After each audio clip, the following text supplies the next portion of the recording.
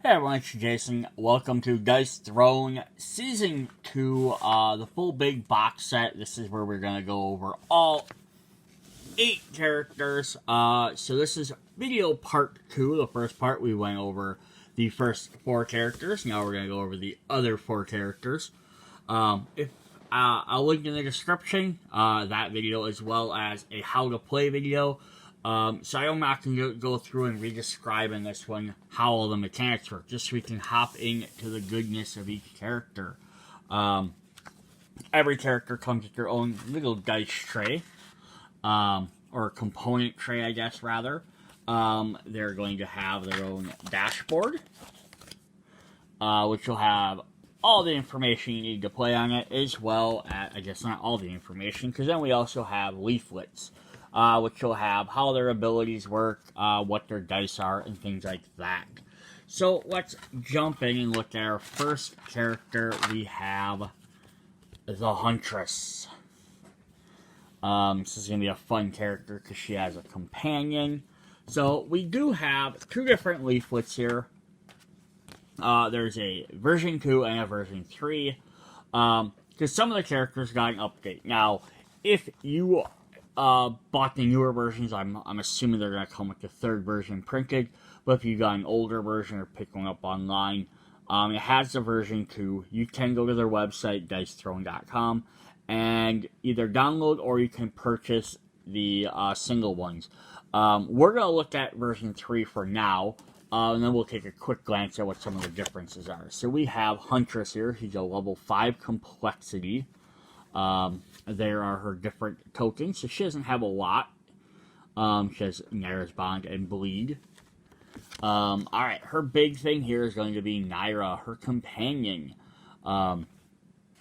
Which is actually not even represented by a separate token.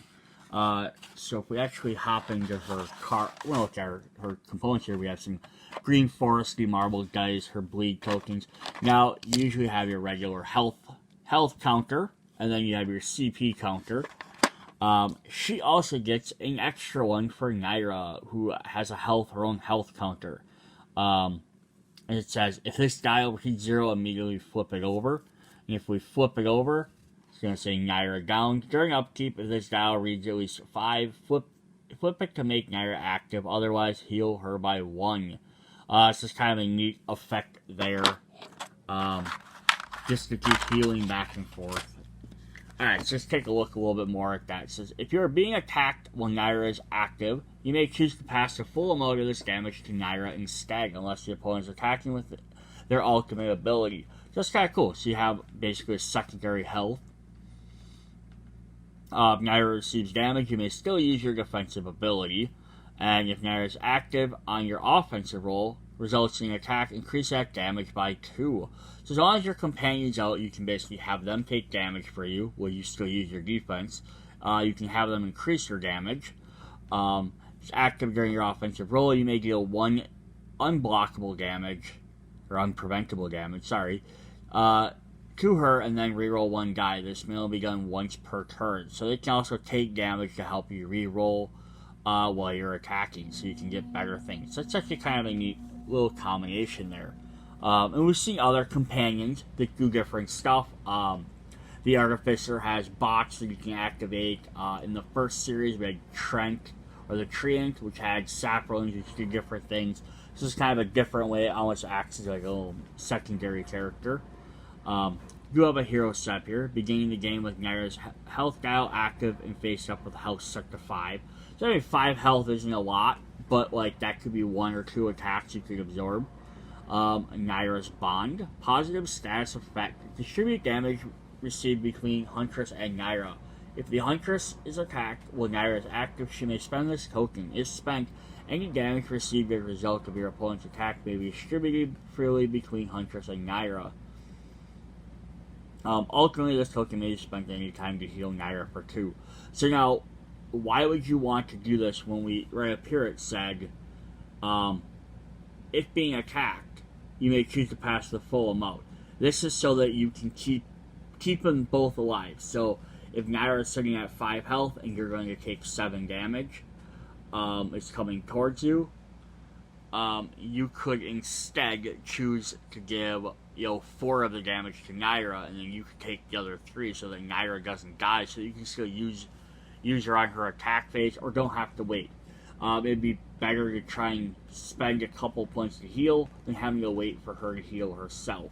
Because again, by the back of this card, it says, otherwise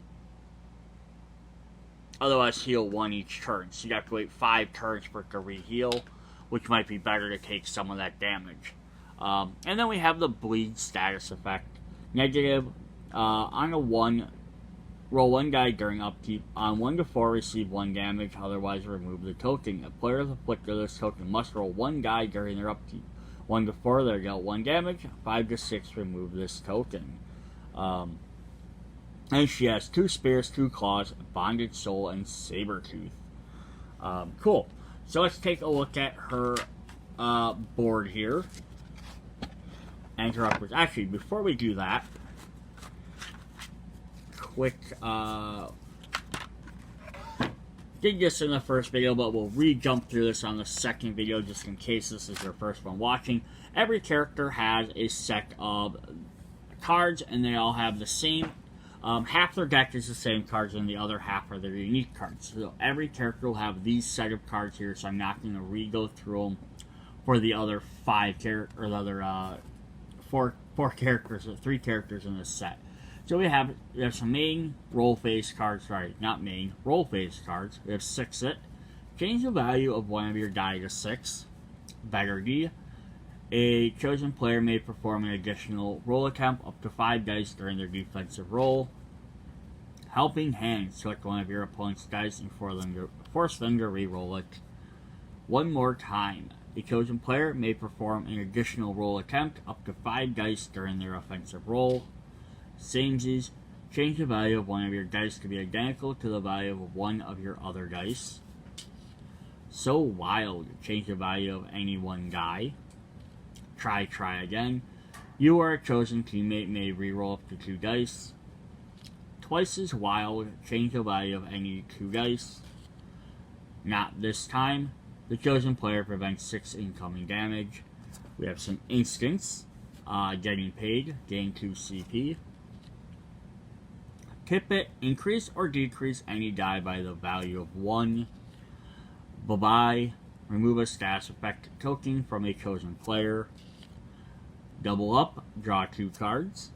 Triple up. Draw 3 cards. And then main phase cards, we have Get That Out of Here. Remove a status effect from a chosen player. Vegas, baby. Roll 1 die, gain half the value of CP. What status effects? Remove all status effect tokens from a chosen player. And Transference. Transfer 1 status effect token from a chosen player to another chosen player. So again, those are the cards every single character will have, so we're not going to re-go over them in every video. Alright, let's look at the Huntress's dashboard abilities. We have Animalistic. It does 3, 4, or 5 damage. Savage. Deal 4 damage and roll 1 die. On a Spear, deal 1 damage. On a Claw, deal 2 damage. On a Bond, gain 1 Naira's Bond. And on a Sabertooth, gain Inflict Bleed. Resuscitate. On 2 Spirits Bond, gain Naira's Bond and heal 3. Now, I'm assuming you can use this to heal Naira even if she's on her downside, because it is listed as healing them. So this could be useful either direction. Feral Instincts, gain Naira's Bond and deal 2 undefendable damage. So definitely some good, there are 3 different ways to gain that Bond card, which is very helpful. Onslaught, and for a small straight and large straight. Inflict Bleed and deal 4 damage, or Inflict 2 Bleed and deal 7 damage. So going for that extra straight, super helpful. Furl, heal Naira 1, deal 5 undefendable damage. You can definitely see that's the point of the Huntress here, is using Naira to boost your damage or take extra damage for you, using the healing ability and then lots of bleed. It's just, I don't want to say simplistic, but straightforward maybe. Predatory Advance, heal Naira and deal 5 damage. And then a defense ability of Maternal Bond. Roll 3 dice. On a spear, deal 1 damage. Heal Naira 1 for each bond, and if Naira is active, on a claw, deal 2 damage. So it's not really preventing any damage directly for you, but it does let you heal, which will be helpful. Then her ultimate with 5 Sabertooth, which is interesting. So it's only not a ton of Sabertooth abilities on here so far. Gain Naira's Bond, inflict 2 bleed, and deal 12 damage. Cool.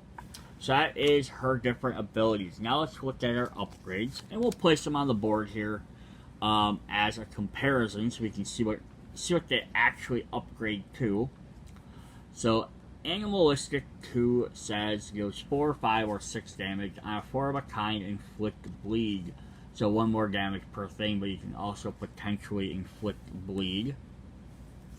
If we go here, we have Savage 2. Deals 5 damage and roll a die. 1, 2, inflict bond and bleed. So just 1 extra damage, but we also gain the Hunt.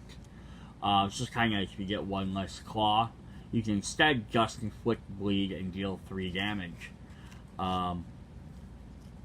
Cool.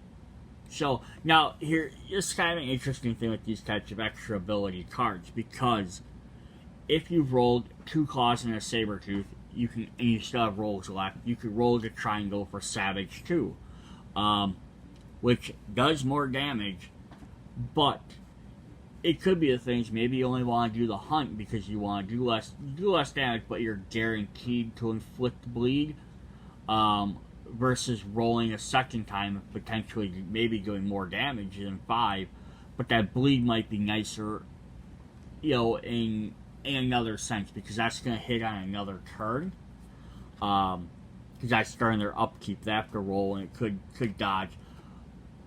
But there's a thing, is like, if they have a good protection ability, and they're going to block a lot of your damage,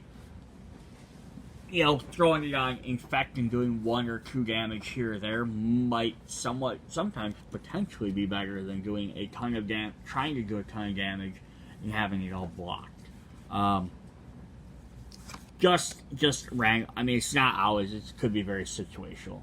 All right, we have Resuscitate 2, gain Naira's Bond, and heal Naira 2 per soul rolled. So that's kind of cool. So instead of healing 2, you can heal 4 or more, because it might just be depending on how many other ones you have. Then our next upgrade is for Feral Instincts 2. Gain Naira's Bond and deal 3 damage, just 1 extra damage, but we also gain Swipe. Inflict bleed on up to 3 different chosen opponents. Nice. A bunch of extra bleed. And this is kind of a good thing, again, like you're trying to go for Feral Instincts and you miss, or you're trying to go for something else, you have a Sabertooth. That might, again, be better. Interesting. Cool. Alright. Hop over to this side. We have Predatory Advances 2. Heal Naira 1 and deal 6 damage instead of 5. And Jugular. Inflict 2 bleed damage. So you can definitely get a lot of these bleeds. Now, bleed can stack up to 2 times, so it can do potentially 2 damage to the opponent every turn. So that could be very helpful. Then if we scooch this down, we have Onslaught, level 2. Inflict bleed, deal 5 damage, or inflict 2 bleed and deal 8 damage. So just boost the damage up on each one once. Our last regular upgrade is for Feral 2. Heal Naira 1 and deal 6 undefendable damage instead of 5, but we also gain Ferocious. Heal Naira 1, inflict 2 bleed on chosen opponent. I always love these ones, because if you're trying to go for your ultimate and you come up just slightly short and you get 4, you got Feral to use. Now if you upgrade this, now if you come up even shorter, you at least have Ferocious. So you have an option to do if you get that low rolls for those. Alright, then we have an upgrade to our defense ability. Maternal Bond 2. Now we get to roll 4 dice instead of 3. We still deal 1 damage per spear. On a spear we deal 1 damage. We get Heal Naira 1 for Bond, and if she's active we deal 2 damage. So it's the same exact effect, just more dice. But we can upgrade it to a second time to Maternal Bond 3. It says deal 1 damage per spear, plus 1 per Sabretooth. So that's actually quite a bit more damage. Still heal 1 per Soul Bond, and if she's active, 1 Claw, deal 2 damage. But the potential to deal a lot more extra damage. Alright, then let's finally look at her signature cards. We have Blood Bond. Roll 3, heal Naira 1, plus 1 for each soul, plus 2 for each Sabretooth. So cool. You could easily get healer back to full health with this one card. Does Naira have... I was just curious what her health went up to.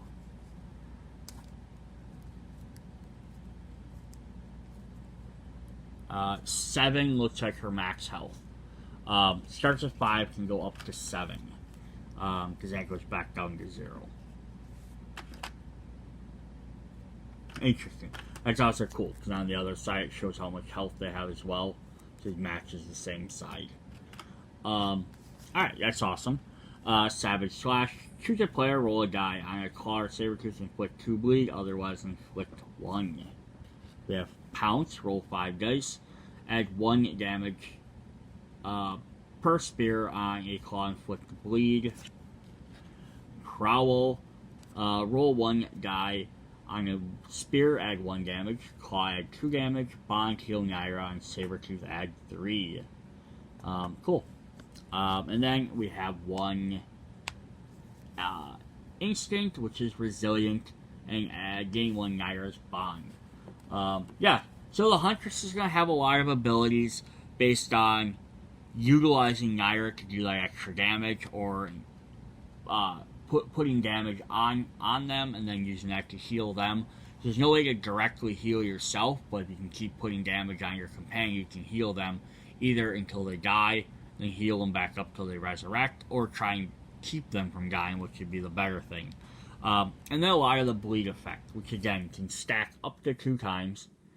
And if they roll 1 to 4, they're going to take 1 damage. There's a high chance of that. On 5 to 6, they'll remove it.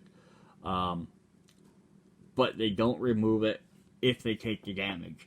So if they have 2 on there, they could easily keep taking 2 every single turn. Alright, so that's the end of this character. Let's hop to our next one. Alright, up next we have the Tacticians. We went from the jungles to, from the Huntress to the military strategy of a Tactician.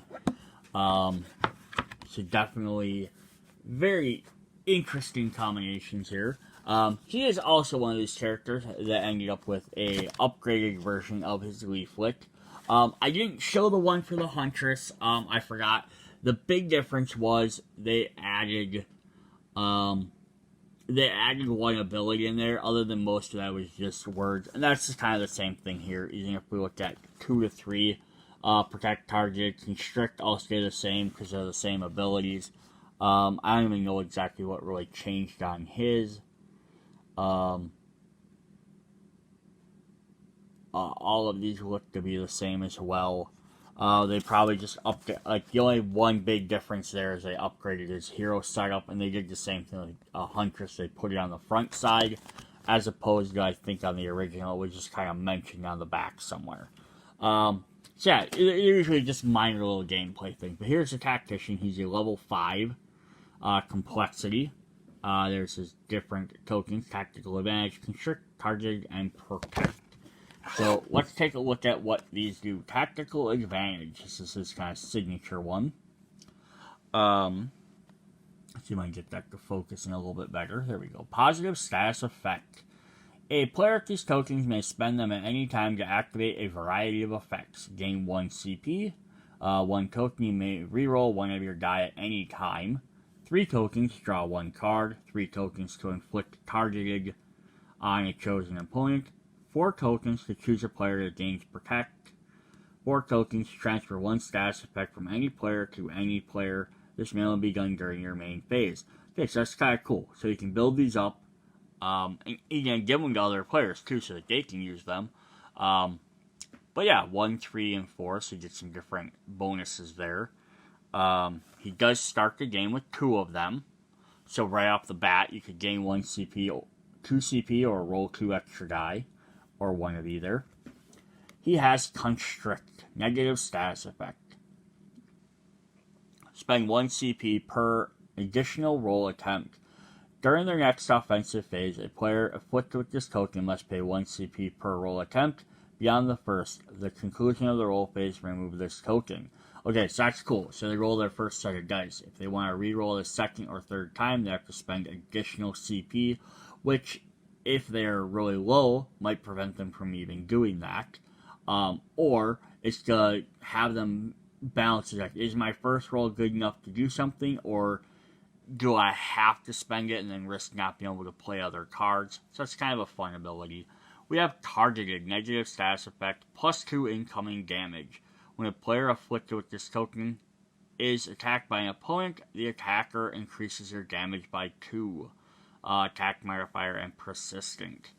So stay on them until something removes it. That's actually not a bad thing. You just throw it on different players, and then everyone attacking them does extra damage. And then he has the opposite of that almost, is Protect. Prevent half incoming damage. A player with this token may spend it at any time to prevent half the incoming damage rounded up. And then per the rulebooks, if you watch the How to Play video, if you play 2 of these Protects, it prevents all damage because these come after all the bonuses, ups and downs. So it's going. So if in the end you're taking 14 damage, it would prevent half of that, which would be 7.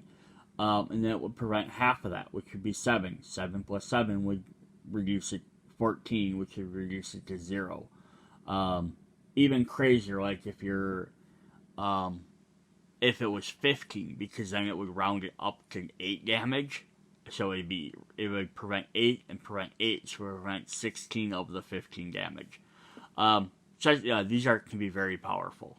But they do have a stack limit of 1, so you'd have to spend it, have somehow gain another one during that turn to spend it again. But mentioning up here, we do have option for 4 tokens. You can give these to other players, which is really fun. Saber, Flags, and Metal. Alright, let's look at his components quick. He's got some black marble dice. They're really neat. His health dial, and his combat points, and all his different tokens there, and his generic cards. And then let's look at his abilities. He has Saber Strike, 4, 5, and 6. He's going to Carpet Bomb you, gain a tactical advantage, then deal 2 collateral damage to 2 different chosen opponents. Well, that's fun. Spreads damage out. Profiteer, gain a tactical advantage and roll 1 dice. On a Saber, deal 5 damage. On a Flag, gain 4 tactical advantages. Oh, that's crazy. Now, Metal, draw 1 card, and then immediately begin an additional offensive roll phase. So, yeah, that's cool. So, just to do this, he could potentially gain 4 tactical advantage, which would really be super helpful. Be able to place extra protects, or draw extra cards, or do various other different stuff. Or even that Flag, you'll draw a card and begin an extra roll phase. So you can do some more, potentially do some extra damage. Because you might not have done any damage with this to begin with. So it's kind of cool. Strategic Approach. Inflict, Constrict, and deal 7 damage. Nice. His small straight is Flank. Gain a tactical advantage and then deal 6 damage. Maneuver. Gain 5 tactical advantage, then deal 5 undefendable damage. Exploit, this is a large straight, gain 2 tactical advantage, inflict, constrict, then deal 9 damage. He does some decent damage here. And his defense is countermeasures. Roll 4 dice. For every 2 sabers, deal 1 damage, prevent 1 damage for each flag, and 1 metal gain a tactical advantage. his higher ground. His ultimate ability, inflict targeted, constrict, increase tactical advantage, stack limit by 1. That's awesome. And then gain a max tactical advantage and deal 12 damage. Cool. So two interesting things to point out about his board. His board and his effects so far. He's going to gain a lot of tactical advantage, which is going to let him do a lot of extra different stuff. So that's kind of why he's a little bit more complex, because he's going to have to be spending this additional resource all the time. He only has one ability that afflicts targeted, which is his ultimate ability.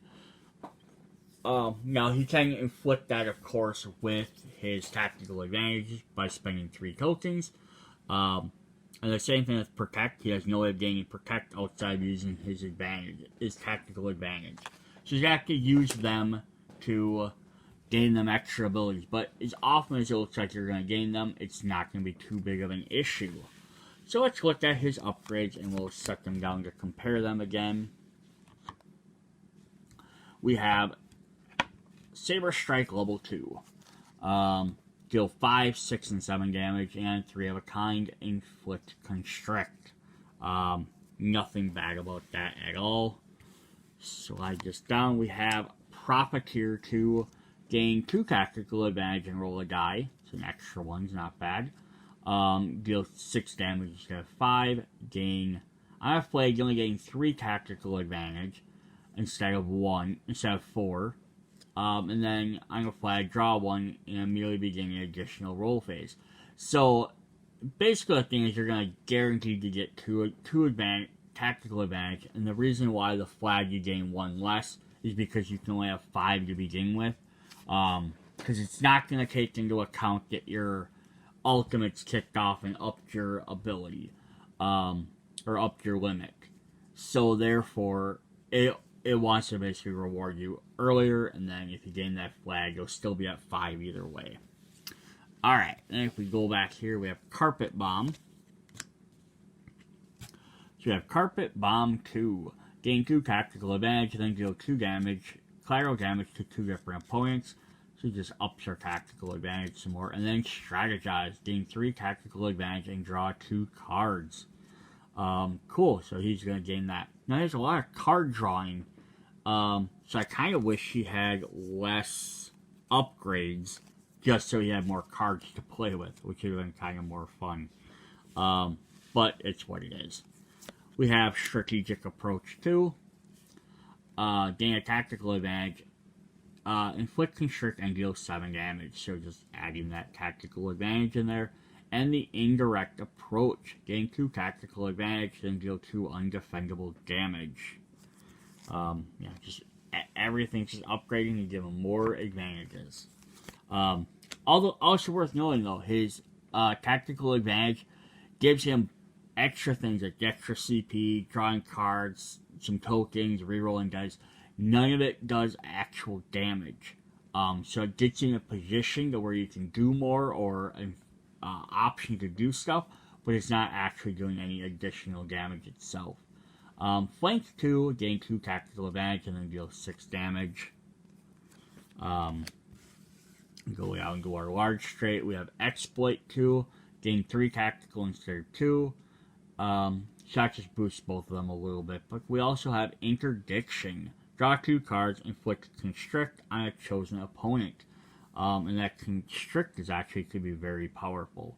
Now you can only inflict 1 per player, so it does go away at the end of their turn, but it could be very beneficial. Then we have Maneuver 2, gain 5 tactical advantage, inflict Constrict. So yeah, each of his things are basically either adding Constrict or adding like 1 tactical advantage. They're not really upping his damage. So this guy's not, he has some decent damage, not as much as some other people. But he seems more like sit back and plan, strategize, and then you have more options on how you want to do stuff versus just raw out attack, like maybe like the Barbarian. He has a reconnaissance, gain 5 tactical advantage. Yeah, throwing that targeted out, so if you do damage to someone, you do extra 2 that protect to keep yourself alive. You're gaining all this tactical advantage, you can spend this stuff more and more. Plus, that transferring a status effect from any player to any player, that could be very helpful because you could be stealing other people's status effects and either throwing them on someone else to hinder them or positing yourself and making yourself more powerful. Alright, then his upgrade for his defense is Countermeasures 2. So now you roll 5 dice, otherwise it has the same exact effect. But we can upgrade it a second time to Countermeasures 3. So now he does 2 damage for every 2 swords. Still prevents only 1 and gains 1 tactical advantage. But definitely not bad to do extra damage. Alright, then let's look at his signature cards. He's going to have Bunker Up. Chosen player gains Protect.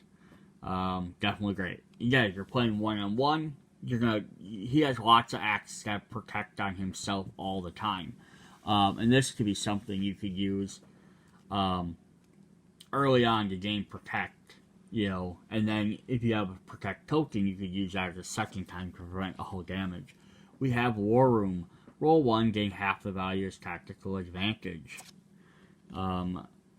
Feigned Retreat, play only after being attacked. Inflict Constrict on your attacker, and then prevent 3 incoming damage.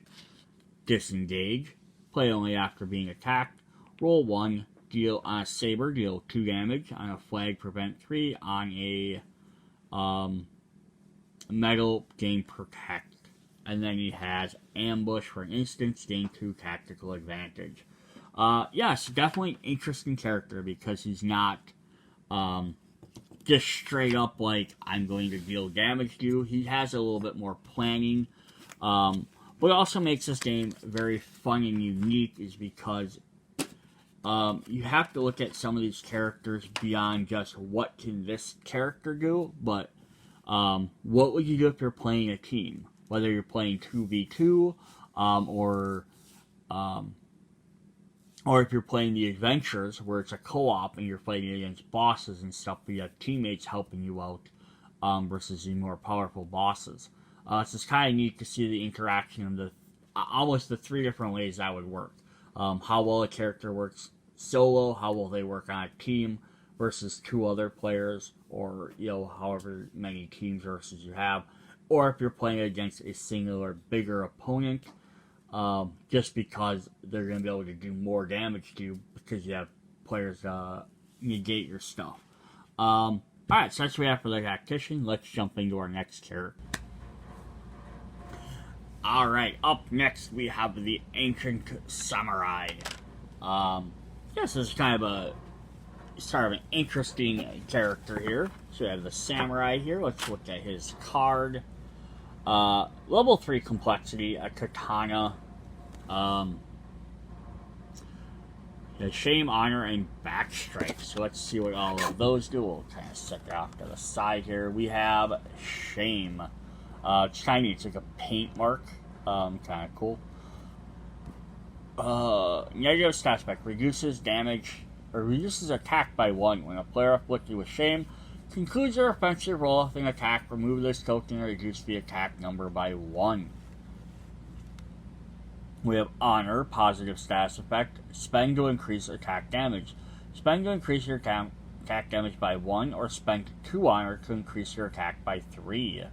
And then Backstrike, positive status effect. Spend to deal half of the dice damage when attacking. When a player Backstrike receives damage as a result of an opponent's offensive roll, they may choose to spend this token. If spent, roll 1 dice and deal half the value as damage rounded up to the attacking player. So that's kind of cool. It's like a retaliate effect. Yes, you have reduce attack, gain attack, and retaliate. So fairly straightforward. He has some katana, a kabuto, and a rising sun. Alright, then let's look at his components here. We have his health counter. we have his CP dial. His dice, which are kind of like the blazing yellow sun. And then all his different tokens there. So it's kind of his gimmicky color. Alright, we have Katana Slice, 5, 6, and 7 damage. Wakashi. Gain backstrike and deal 3 undefendable damage. Definitely good. He's got a passive here. We have Bushido. If you're the first player of the game, gain honor. At the conclusion of your turn, if you use less than 3 roll attempts during your offensive phase, gain honor. Okay, cool. So that's kind of a neat way for him to play. So the honor is going to let him basically increase his damage. And the less roll attempts he does, he only does 2 of them, he can gain 1 extra turn. So if you're really good at rolling, or you can use other cards to make your rolls better, this guy can actually gain some extra attack every turn. Solemnity, inflict shame to deal 7 damage. It's not bad. Hurt your opponent while doing extra damage. We have Budo, which is our small straight, gain honor, then deal 6 damage. Hagakura, gain honor, gain backstrike, inflict 2 shame, and then deal 5 unpreventable damage. Definitely nice. Make your opponent weaker, you potentially stronger, and gives you a retaliate. Masamune, or Masamune, I added the E on there. Large straight, deal 7 damage and roll 4 dice, 1 additional per each katana. Inflict 1 shame per Kabuto, and on Rising Sun, gain backstrike. So he's basically going to be kind of tossing all these different tokens around everywhere. He has Stand Tall, deal 1 damage per katana, prevent 1 per Kabuto, and on Rising Sun, prevent 2 damage. If no Kabuto or Rising Sun will roll, gain shame on yourself. So that's actually a really funny ability. So if you're doing a defense ability and you only roll attacks, you shame yourself by not actually defending against the attack. So that's kind of a neat little thing. And then, things like that make these characters versus just being a set of dice to roll. Then we have Shogun, his ultimate ability. Gain honor, inflict 2 shame, and then deal 13 damage. So, pretty straightforward, but them extra 2 shame are pretty powerful. Yeah, the shame goes away after their 1 attack.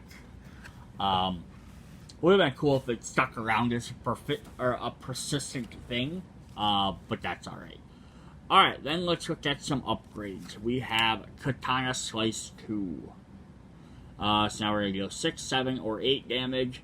On a 4 of a kind, we can inflict shame. So definitely nice. Then we have Katana Slice 3, which stays at the same damage, but now it's a 3 of a kind to inflict shame. So even easier to inflict that shame on your opponent. Then if we scooch this thing over, we have the Wakashi 2. Gain backstrike and deal 4 unpreventable damage. It just ups your damage a little bit more. But he's also got a lot of unpreventable damage, which is very helpful. You also can upgrade that another time to inflict shame as well. So cool. You know, not maybe some of these attacks. Almost all of his attacks actually do damage.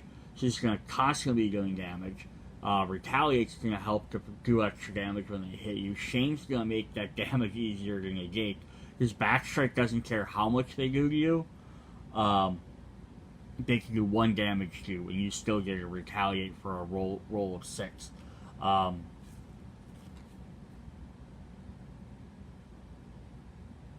Yeah, and since that's an attack, you can also use your honor after that to increase it as well. I believe. It says attack damage. So I'm not...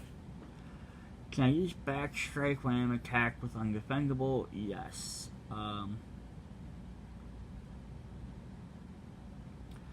By performing one roll attempt, can I gain 2 honor? No, you can only gain 1 honor from passive.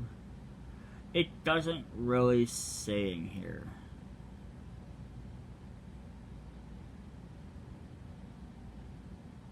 Huh, interesting. Okay. Alright, let's jump down to our next ability. Solemnity 2. Inflict 2 shame and deal 8 damage. Or Solemn, which just inflicts 2 shame. So it's kind of neat, because it's like a lesser, instead of being a different ability, it's kind of a little bit lesser. You're not going to get that damage, but it might be easier to hit with. Then if we fling over to this side, we have Budo level 2, our small straight, which now does 8 damage instead of 6. And then if we go down to our large straight for Masamune, we do 7 damage, and we roll 5 dice instead now. Otherwise, it's the same abilities, but extra 1 die could either be 1 extra damage or gaining extra stuff. If we go back up to the top, we have Hagakure, 2, which gains honor, backstrike, 2 shame, then deals 7 damage, 2 extra damage. But we just got Haga, which, like the other one, lets you use it with less rising suns, gain honor, 2 shame, and deal 2 undefendable damage. So not as powerful, but helps you in case you missed that last roll. Then his last upgrade is going to be Stand Tall. 2. So now you just roll 4 dice. Deal 1 damage, unpreventable damage per katana, prevent 1 per Kabuto, and on Rising Sun prevent 2, but it also gets rid of the negative effect. So this is a really cool one, so it doesn't do a lot of extra stuff. 1 extra die is definitely helpful, but more so it's going to let you get rid of that negative effect, which is very useful. Cool. So that is his upgrades. Let's take a look at his personal cards. We have, excuse me, we have Honorable, just gain 2 honor. We have Shame on You, inflict 2 shame on chosen opponent. Don't Back Down, gain Backstrike. So there's 3 different ones, just let him gain as tokens.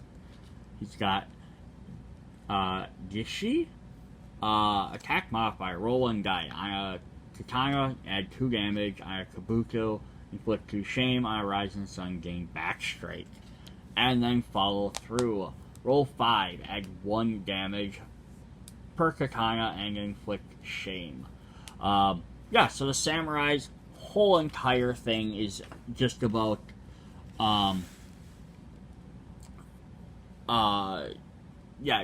using that honor to boost your attacks, backstrike to swing back, and shame to reduce your opponent's attack. So he's a pretty straightforward character to play as. Just roll dice, try and do damage, and then negate, boost, and retaliate.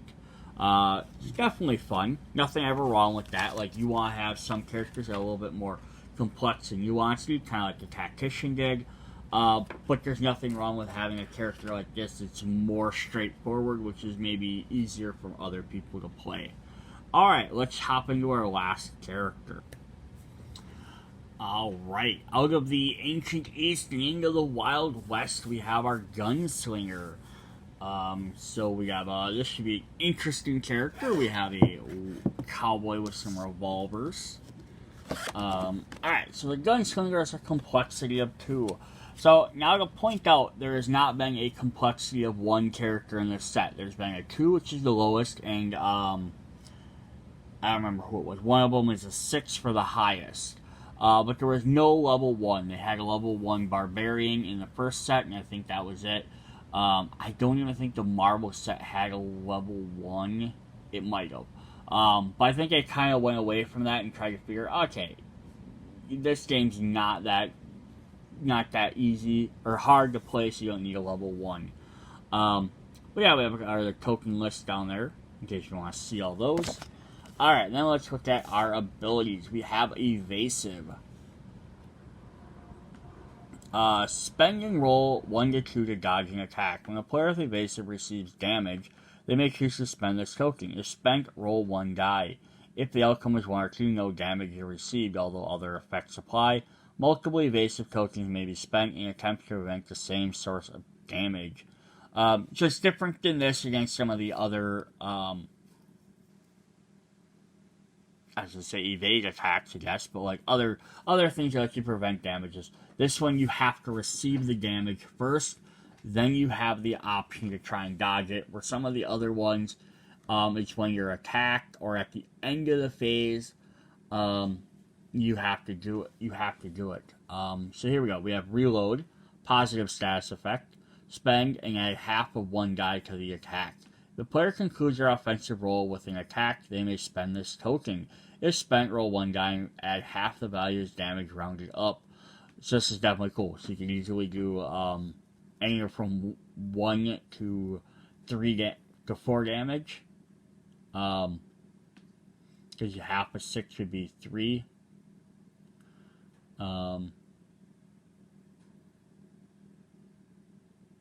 Yeah, that's 3 would be 3 damage. Yeah. No, it'd be 5 would be 5. Half of 5 would be 2.5 would be 3. So 1 to 3 extra damage. Definitely not a bad extra thing. We have knockdown status. Negative status effect. Spend 2 CP or skip offensive roll. Remove this token. To a player afflicted must spend 2 CP before the start of their offensive roll. If the player does not, they must sit there and remove this token. That's actually kind of cool.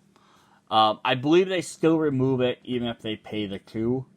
Either way, they have to play it. You remove it, I believe. And then we have Bounty, which has a stack limit of 1.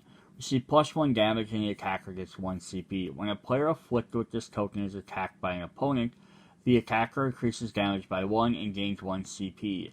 Attack modifier and persistent. So we do have like the targeted, which we see with the tactician, which will let you just do 2 extra damage. This only does 1, but it gains you extra CP. So it's a fun little twist. We have bullets, dash, and bullseye. Alright. Then if we look at her components, we have, of course, her health dial here. We have our CP dial. We have all our tokens in there, her regular deck, and her dice, which are kind of like gunmetal gray, which definitely makes sense. Alright, what abilities does she have on her board? We have Revolver, 3, 4, and 5 damage. Bounty Hunter, inflict bounty and then deal 1 undefendable damage. Now, we get 3 bounty tokens, so we have enough to pass them around. We have a passive, we have Quick Draw. During your upkeep, gain reload. Now, that's really fun because there's no reason not to try and at least spend 1 reload every turn.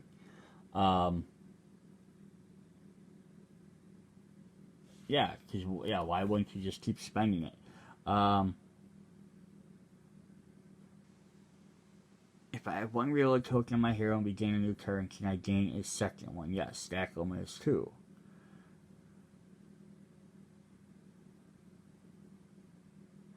You can use cards to change it. Alright, as a secret, something that says if I can spend multiple reloads. We have Take Cover, gain evasive, and deal 5 damage. Not bad. Definitely, work something helpful. We have Showdown for a small straight. After targeting an opponent, you each roll 1 die. If your roll is equal or greater, deal 7 damage. Otherwise, deal 5. That's a fun little effect. You're gonna deal damage either way. It's just how much you do. We have Deadeye, inflict knockdown and deal 6 undefendable damage. Fan the Hammer. For a large straight, gain 2 evasive and deal 7 damage. And Duel, defensive, roll 1. You and your attacker each roll 1 die. If your roll is greater, you may choose to either deal 3 damage or prevent half, rounded up. If your roll is not greater, deal 1 damage. So that's actually kind of cool. Cool reason to maybe use something that might change your dice results, because 3 damage could be very helpful. Preventing damage, half damage especially, could be very helpful. But worst case scenario, you at least deal 1 damage to them. And then Gunslingers. Ultimate is Fill 'em with Lead. gain evasive, inflict bounty, and knockdown, then deal 10 damage. If you spent a reload, you may re-roll that die 1 time. Cool.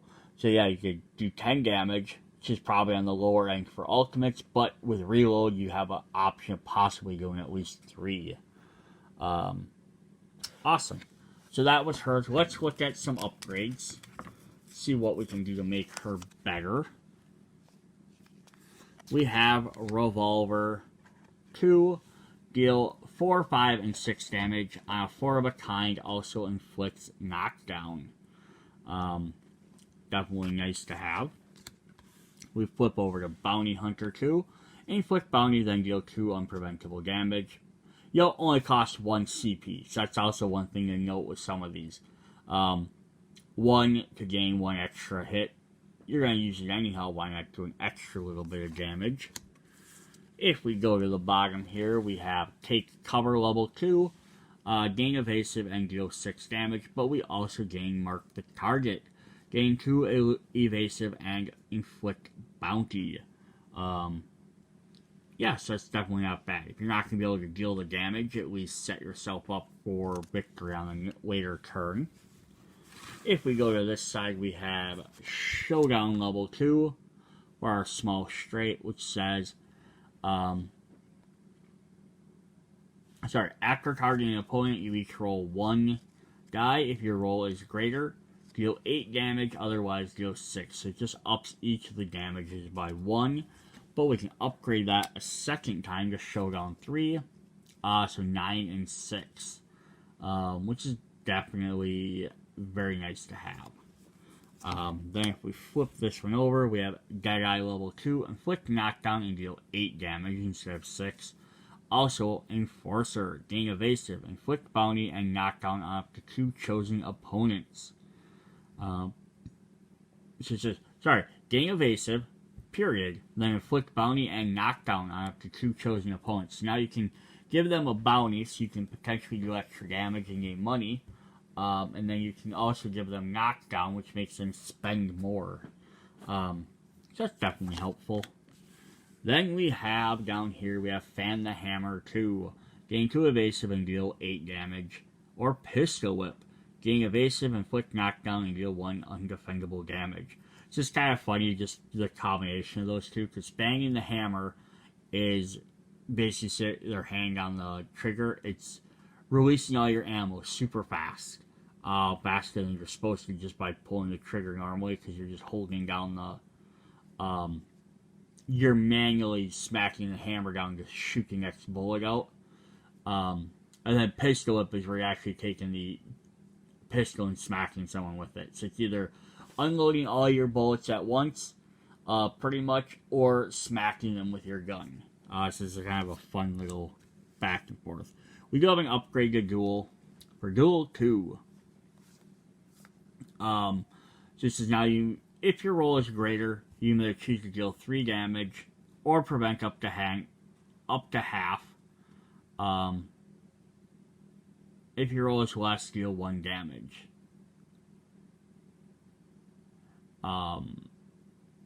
If your roll... Okay, so if your roll is equal or greater. So it just added the word equal in there.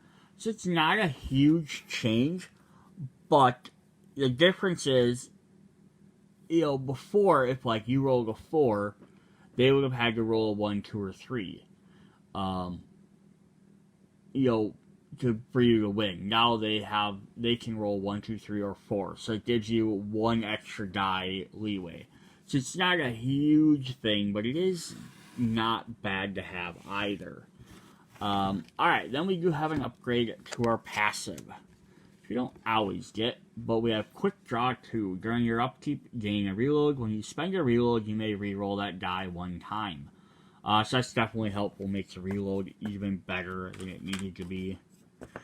Alright, then let's look at our signature cards. For the Gunslinger, we have Wild West. Attack modifier. When you spend a reroll, you may reroll that die 1 time.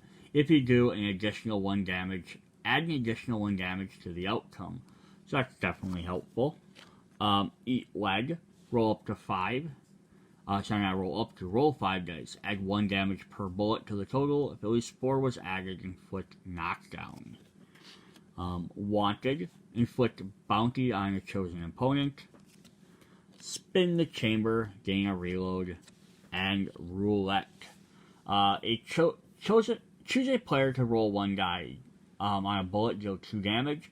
On a bolt or a dash, deal knockdown, and on a bullseye, inflict bounty. So again, another kind of like the samurai, a more or less kind of straightforward character. Not as straightforward as the samurai, but pretty much it's relying on using the reload to like up your damage and the evasive to dodge attacks. While using the bounty to also increase your damage a little bit, and the knockdown to prevent your opponent from doing so. So that's a little offensive, little defensive, not getting tons of bonuses, but just enough to help you out a little bit. But I think it's more of the fact is you can have surprise extra damages with that reload, or surprise dodging with the evasive, which is definitely fun, different things to do. Alright, so that is what we have for Dice Throne Season 2. So you guys can go back, check out Part 1 if you didn't for some reason. You can check out the Marvel set if you want to see the Marvel characters. There's also the Holiday Santa versus Krampus. And eventually I will also have the video for Adventures out. Hope you guys enjoyed these videos. See you guys.